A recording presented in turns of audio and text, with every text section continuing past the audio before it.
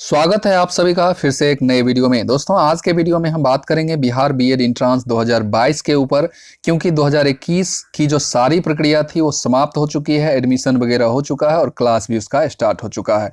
अब जो बिहार में बीएड के लिए नेक्स्ट एडमिशन होगा वो 2022 में होगा। और बीएड में एडमिशन के लिए आप सभी को पता है कि इंट्रांस एग्जाम होता है। इसी इंट्रांस एग्जाम के ऊपर हम चर्चा करेंगे, इसके संपूर्ण पाठ्यक्रम की चर्चा करेंगे और आपको कैसे तैयारी में लग जाना चाहिए, क्योंकि वैसे तो इस परीक्षा को क्रैक करने के लिए 1 महीने का समय काफ़ी होता है, लेकिन जितना जल्दी, जितना पहले से, जितना समय देंगे आप इस एग्ज़ाम में, उतना अच्छा आपको होगा। क्योंकि आप अगर सरकारी कॉलेज में एडमिशन लेना चाहते हैं तो आपको थोड़ा ज़्यादा तैयारी पर ध्यान देना होगा और थोड़ा ज़्यादा समय देना होगा और अभी से ही आपको इंट्रांस एग्ज़ाम की तैयारी में लग जानी होगी, ताकि उस समय जब आप परीक्षा दें, जब इसका 2022 में इंट्रांस एग्ज़ाम हो, तो उस समय आपको भी एक सरकारी कॉलेज, कहीं ना कहीं एक सीट सरकारी कॉलेज में आपको मिल जाए। सरकारी कॉलेज में एडमिशन से आपके पैसे बच जाते हैं, बहुत सुविधा मिलती है, आपको हॉस्टल फैसिलिटी वगैरह कम में मिल जाता है। तो इस प्रकार से कम पैसे में आप बीएड का कोर्स अच्छे से कर पाते हैं।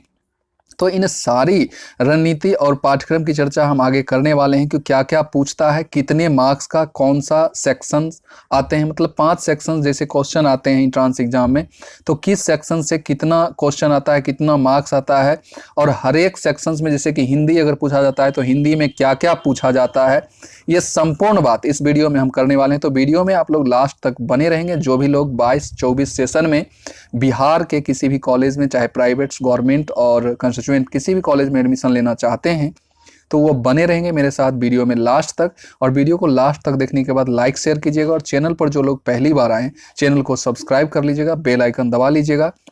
और एक चीज़ और है कि यहाँ पर आपको इंट्रांस की तैयारी भी, इंट्रांस की जो आप तैयारी करेंगे उसमें आपको बहुत ज़्यादा हेल्प मिलने वाला है इस चैनल के माध्यम से, तो सब्सक्राइब ज़रूर कर लीजिएगा।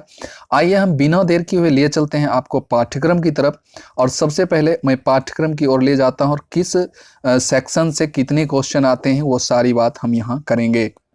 यहाँ आप सिलेबस के बारे में देख सकते हैं, मैं सिलेबस की चर्चा करूँगा और उसके बाद इस सिलेबस के तहत मैं आपको ये सेक्शंस हो जाते हैं 5 सेक्शंस, और इस पांचों सेक्शंस में क्या क्या टॉपिक्स आता है, किस किस टॉपिक से क्वेश्चन आते हैं, वो सारी बात मैं आगे करने वाला हूं। तो बने रहिए आप मेरे साथ वीडियो में। जैसे कि आप देख सकते हैं कि यहाँ 5 सेक्शंस में क्वेश्चन आते हैं, तो यहाँ आप 1, 2, 3 और फिर 4, 5 आगे हम स्लाइड में आपको दिखाएंगे। तो जनरल इंग्लिश जैसे हो जाता है, जनरल इंग्लिश कॉम्प्रिहेंशन, ये आपको 15 क्वेश्चन और 15 मार्क्स, यानी कि जितना क्वेश्चन पूछा जाएगा उतना ही मार्क्स के क्वेश्चन होते हैं, यानी कि ईच क्वेश्चन 1 मार्क्स होते हैं।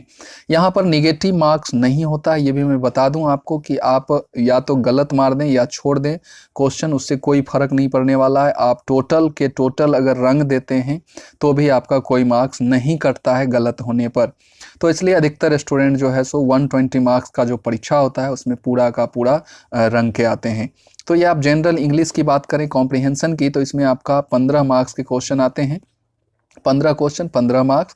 सामान्य हिंदी फिर आगे हम बताएंगे किस किस टॉपिक से, हिंदी में किस टॉपिक से कहाँ से क्वेश्चन आते हैं, वो सारी बात हम आगे करेंगे। तो सामान्य हिंदी की अगर बात करें तो यहाँ भी आपको 15 क्वेश्चन 15 मार्क्स के आएंगे। फिर हम आते हैं लॉजिकल एनालिटिकल रीजनिंग की बात करें, यानी कि रीजनिंग जो आपका तर्क शास्त्र होता है, उसमें आपको 25 क्वेश्चन आते हैं और 25 मार्क्स, जितने मार्क्स उतने क्वेश्चन। फिर हम यहाँ आ जाते हैं जनरल अवेयरनेस की बात करें, यानी कि जीके जिसको आप बोल सकते हैं, उसमें करंट अफेयर वगैरह भी, समसामयिक मुद्दे जो होते हैं, करंट मुद्दे, वहाँ से भी क्वेश्चन आते हैं और ये 40 मार्क्स और 40 क्वेश्चन पूछे जाते हैं।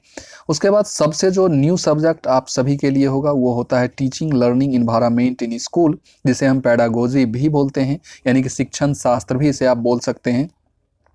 ये जो आता है ये 25 मार्क्स का क्वेश्चन आता है, 25 क्वेश्चन 25 मार्क्स का। और ये जो एक आप संस्कृत देख रहे हैं ये सभी स्टूडेंट के लिए नहीं होता है। ये जो सेक्शंस होता है ये केवल शिक्षा शास्त्र जो कि संस्कृत वगैरह से होते हैं उनके लिए यह एक अलग से एक्स्ट्रा सेक्शन आता है। अगर शिक्षा शास्त्री वाले अगर हैं तो ये, जैसे कि संस्कृत, अगर आप शिक्षा शास्त्री वाले हैं और संस्कृत देते हैं तो आपको यहाँ इंग्लिश नहीं देना होता है, क्योंकि शिक्षा शास्त्री वालों के लिए इंग्लिश नहीं होता है। तो ये आपका सेक्शंस एक छूटता है और वही जो है संस्कृत इंक्लूड होता है, बाकी बात सभी का सभी चीज़ सेम रहता है। तो ये आप समझ गए होंगे कि इतने 5 सेक्शंस आते हैं और पांचों सेक्शंस में अलग अलग इधर आपको मैंने मार्क्स दिखा दिया और क्वेश्चन की जो संख्या है वो भी यही रहता है, यानी कि मार्क्स और क्वेश्चन की संख्या दोनों समान रहते हैं। अब आइए एक एक चीज़ की हम चर्चा करेंगे और सबसे पहले मैंने आपको हिंदी इंग्लिश जो दिखाया इसके टॉपिक्स वाइज हम चलेंगे कि क्या क्या पूछे जाते हैं। तो सबसे पहले जैसे कि आप आ जाइएगा जनरल इंग्लिश कॉम्प्रिहेंशन, यहाँ आप देख सकते हैं कि नोट फॉर शिक्षा शास्त्री, मैंने बता दिया कि जो शिक्षा शास्त्री वाले होंगे उन्हें इंग्लिश नहीं पूछा जाएगा, उन्हें संस्कृत, इसी इंग्लिश के बदले उन्हें संस्कृत रहेगा और अन्य जो जनरल स्टूडेंट हैं उन्हें इंग्लिश। तो ये जो जनरल इंग्लिश के जो क्वेश्चन आते हैं 15 क्वेश्चन 15 मार्क्स के, उसमें आपको एक तो अनसीन पैसेज पूछ लिया जाता है, कोई भी पैराग्राफ उठा के आपको दे दिया जाता है और कभी कभी नहीं भी पूछा जाता है। और जनरली ये सारे चीज़ तो आते ही हैं, जैसे कि पिछले बार यानी 2021 की बात करें तो वहाँ आपको अनसीन पैसेज से भी क्वेश्चन आए थे, तो वो आप देख लीजिएगा, अनसीन पैसेज पर कुछ प्रैक्टिस कर लीजिएगा, वहाँ से क्वेश्चन आते हैं और बहुत ज़्यादा क्वेश्चन वहाँ से आते हैं। उसके बाद जो है अनसीन पैसेज के बाद जो आप देखिएगा वो है फिल इन द ब्लैंक्स, इसमें प्रीपोजिशन वर्ड फिल करना, ये सारे चीज़ फिल इन द ब्लैंक्स में आते हैं। उसके बाद एंटोनिम्स एंड साइनोनिम्स आपके आ जाएंगे, इडियम्स फ्रेजेस आपके पूछे जाते हैं, स्पेलिंग एरर पूछे जाते हैं और वन वर्ड सब्स्टिट्यूशन। इंग्लिश में बस इतने ही 5 से 6 टॉपिक से क्वेश्चन आते हैं, इसको आप अच्छे से कर लीजिएगा और अभी से ही कीजिएगा, वैसे इस परीक्षा के लिए बहुत कम समय में आपकी तैयारी बेटर हो जाएगी, लेकिन आपको अच्छे से अच्छे मार्क्स गेन करने हैं गवर्नमेंट कॉलेज पाने के लिए, इसलिए अभी से ही इस पॉइंट को देखते हुए अपनी तैयारी में आप लग जाइए और आप आराम से 100+ क्रॉस कर लेंगे। आइए, ये इंग्लिश हो गया और इंग्लिश सेक्शंस के बाद हम आपको लिए चलते हैं संस्कृत, और ये तो संस्कृत जो है ये आपका सिर्फ और सिर्फ शिक्षा शास्त्री वालों के लिए, तो ये आप देख लीजिएगा, शिक्षा शास्त्री जो हैं वो देख लीजिएगा, संधि समास, उपसर्ग प्रत्यय, रस छंद अलंकार, अनेक शब्दों के लिए एक शब्द, गद्यांश, रिक्त स्थानों की पूर्ति, व्याकरण, पर्यायवाची और विपरीतार्थक शब्द, तो ये संस्कृत वाले को पूछे जाते हैं। और संस्कृत की बात करें और यहाँ जब हिंदी में आइएगा, हिंदी सेक्शन जो होता है ये लगभग संस्कृत वालों की तरह ही होता है। तो संस्कृत मैं बार बार बोल रहा हूँ कि जनरल स्टूडेंट के लिए संस्कृत नहीं है, जो शिक्षा शास्त्री हैं उन्हीं के लिए संस्कृत है, और शिक्षा शास्त्री वालों के लिए इंग्लिश नहीं होगा और जनरल स्टूडेंट जो है उनके लिए इंग्लिश भी होगा। तो ये है।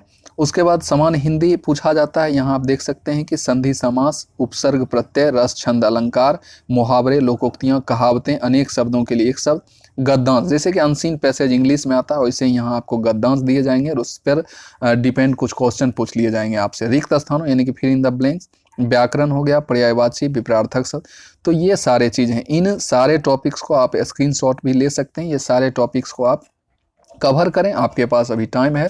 अगर सब सिचुएशन ठीक रहा तो आपका परीक्षा अप्रैल में इंट्रांस होगा 2022 में, तो अभी से अगर आप करना शुरू करें तो अभी से आपके पास बहुत समय है।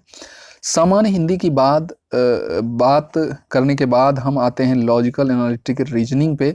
रीजनिंग में आपको थोड़ा प्रैक्टिस करना होगा और रीजनिंग में कुछ इतना टॉपिक आता है, आप देख सकते हैं सिलोगिज्म आपसे पूछे जाएंगे, स्टेटमेंट एंड आर्गूमेंट पूछे जाते हैं, सिलेबस में है लेकिन कम आते हैं, 1-2 क्वेश्चन आते हैं। स्टेटमेंट एंड अजम्पशन हो गया आपका, उसके बाद statement and course of action हो गया, स्टेटमेंट ऑफ कंक्लूजन हो गया, तो ये सारे चीज़ पूछे जाते हैं। उसके बाद डिराइविंग कंक्लूजन हो गया, असर्शन एंड रीज़न हो गया, उसके बाद पंच लाइन हो गया, सिचुएशन रिएक्शन टेस्ट हो गया, cause and effect analytic reasoning हो गया। तो ये जो सिलेबस दिए हुए हैं इसमें आपको सिलोगिज्म सिर्फ देखना है और उसके बाद अन्य चीज़ को देखना है।